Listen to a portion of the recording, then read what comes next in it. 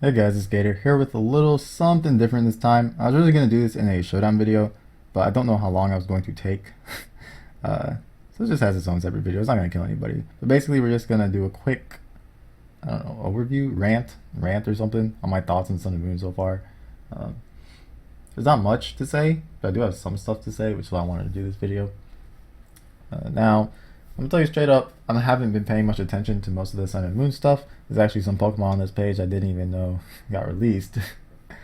uh, like for example, I don't know when the game is set to release. I don't know the release date for this thing or the demo or yada yada yada.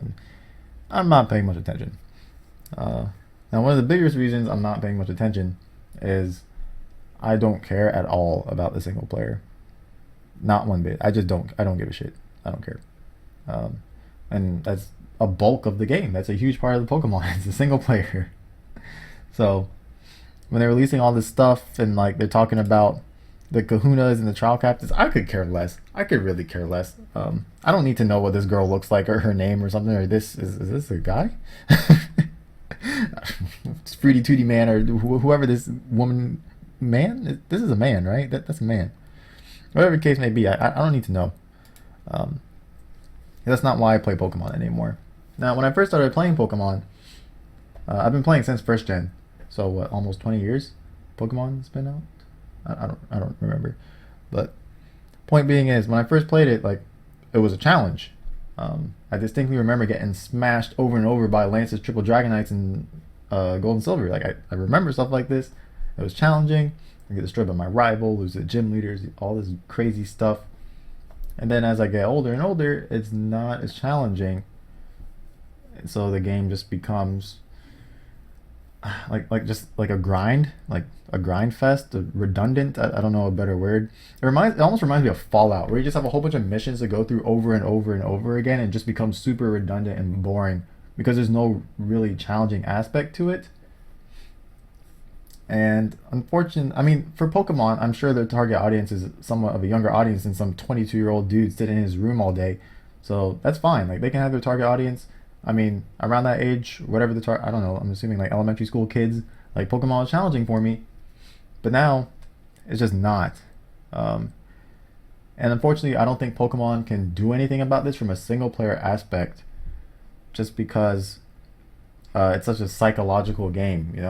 Like, compared to other multiplayer games I've played, like Hearthstone or League of Legends or Halo or Mario Kart. Like I've played such a wide variety of like different genres and stuff.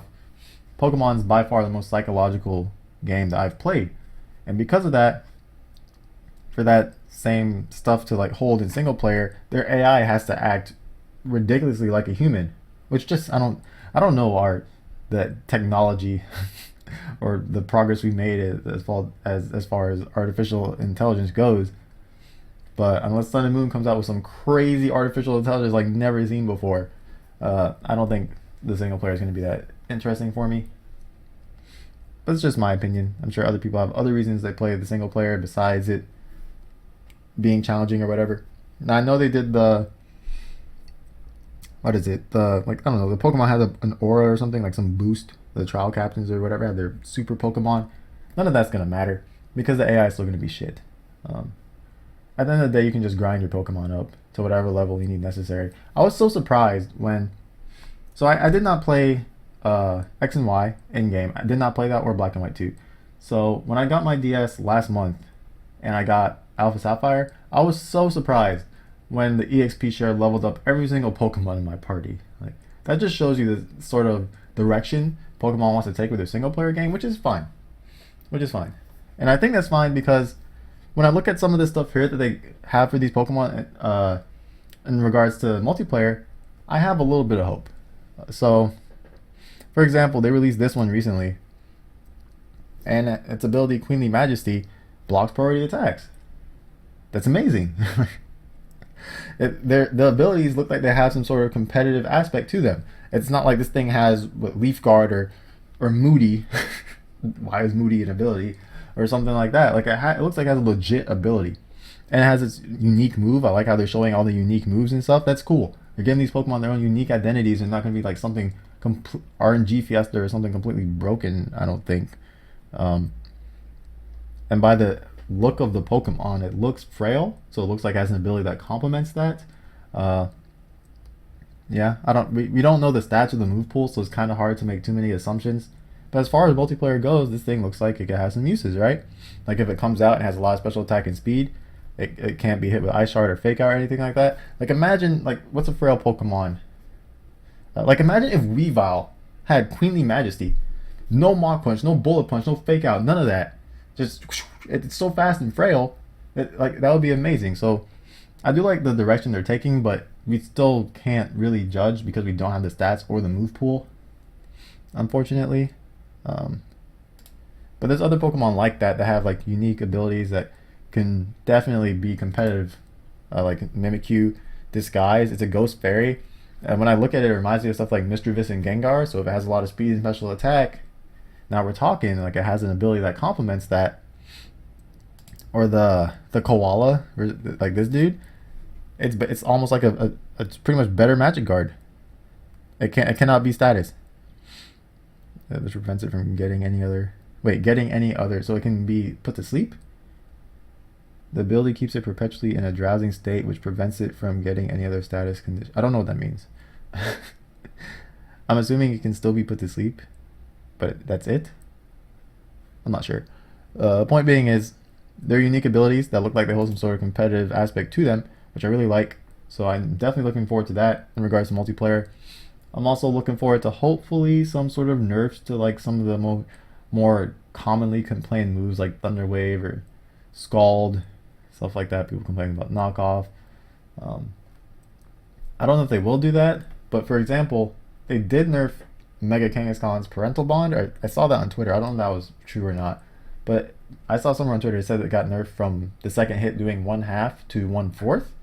So I don't know if Pokemon's so gracious enough to do a whole bunch of balance changes, but that'd be nice. You know, maybe lower Skull's base power or something, or get rid of the full para on Thunder Wave or whatever the case may be.